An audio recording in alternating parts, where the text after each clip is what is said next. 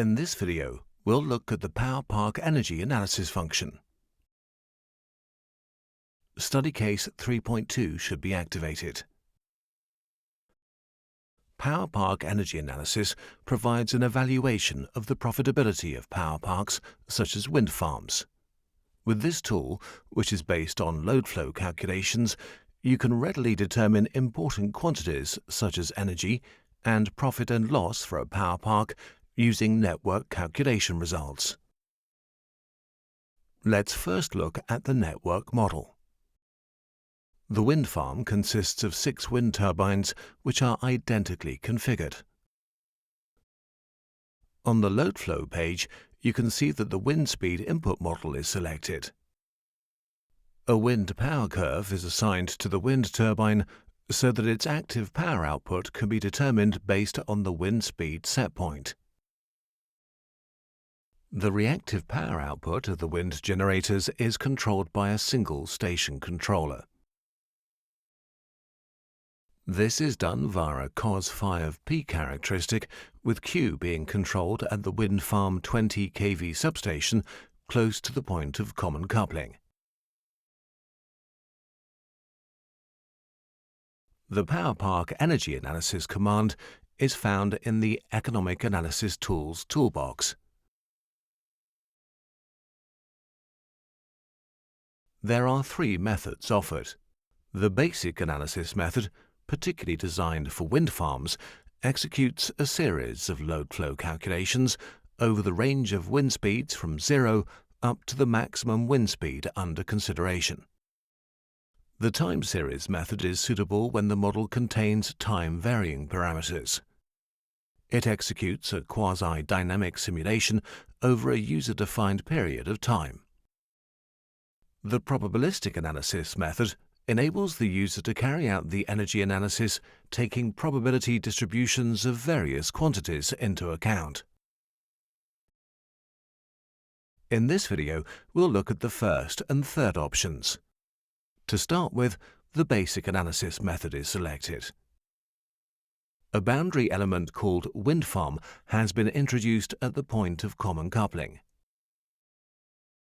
This defines the extent of the power park.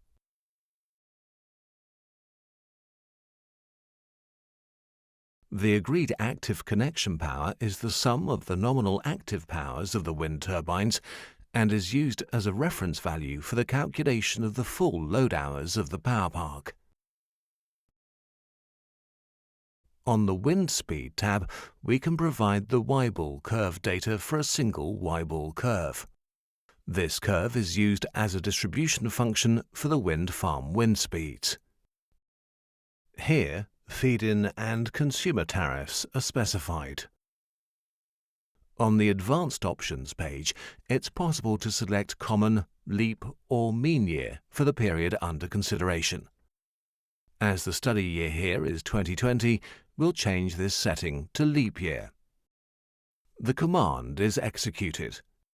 During the sweep over the wind speeds, load flow analyses are carried out using the Weibull distribution of the wind speed that was supplied.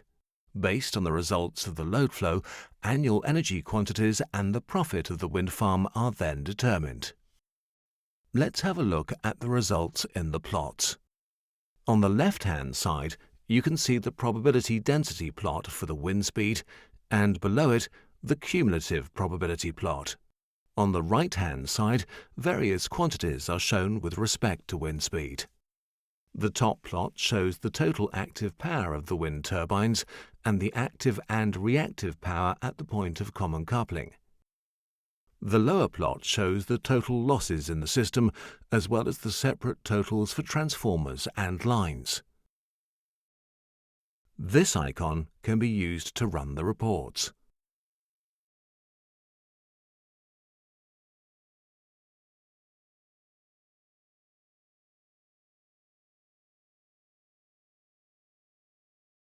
The first part of the report shows the basic input data of the wind farm.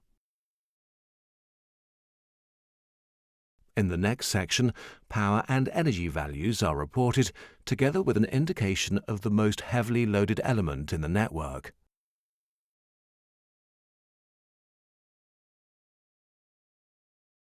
The third section reports electrical losses in terms of power and energy. The report concludes with a summary of the economic analysis showing the overall profit of the wind farm based on feed-in remuneration minus consumption costs. The impact of losses within the wind farm when feeding into the external network can also be seen.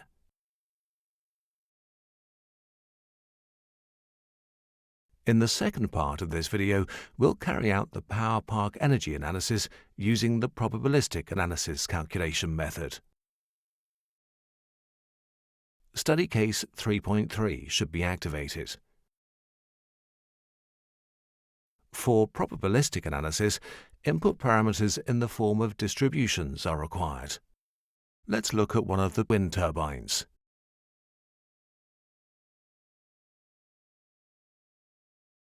In the wind speed field, we can look at the distribution that has been assigned. The shape and scale factors define the Weibull distribution used for this wind turbine. In addition, a copular element is used to establish a correlation between the wind speeds of the 6 turbines in the wind farm. You can see that the correlation factor is set to 0.99. The higher the number, the greater the correlation.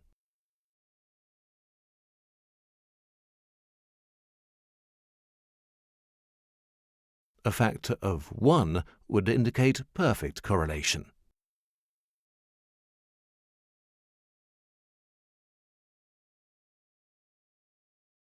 Note that the voltage set point of the external grid is subject to a normal distribution. Here we can see the mean value and standard deviation of the distribution. Now, let's look at the settings in the Power Park Energy Analysis command. Once the Probabilistic Analysis calculation method is selected, the Probabilistic Analysis command can be accessed via this link. Here, you can choose between the methods Monte Carlo or Quasi-Monte Carlo and specify the maximum number of samples. On the Advanced Options page, the seed for the random number generator of the probabilistic analysis will be automatically set.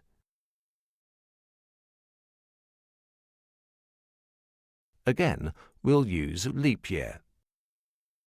Now the command can be executed.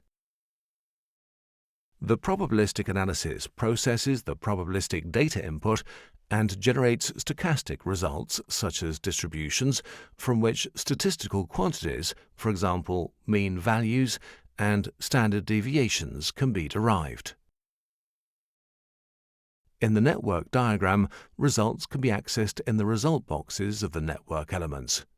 For example, for generators, the averages of active and reactive power, their annual energy feed-in, and full load hours. There are also 2 result boxes that summarize some of the results for the wind farm as a whole.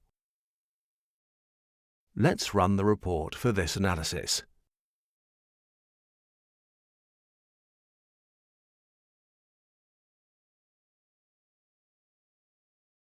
As before, the first section shows the wind farm data.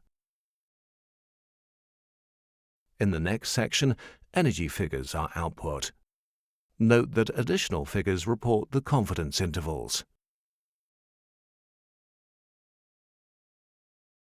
The third section reports electrical losses. And finally, the economic analysis is reported, again with confidence intervals.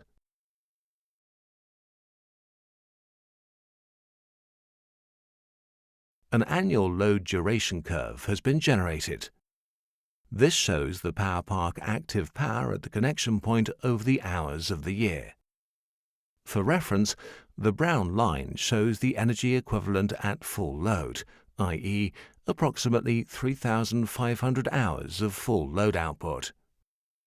In addition, the diagram shows the mean value of the power park active power with upper and lower confidence intervals.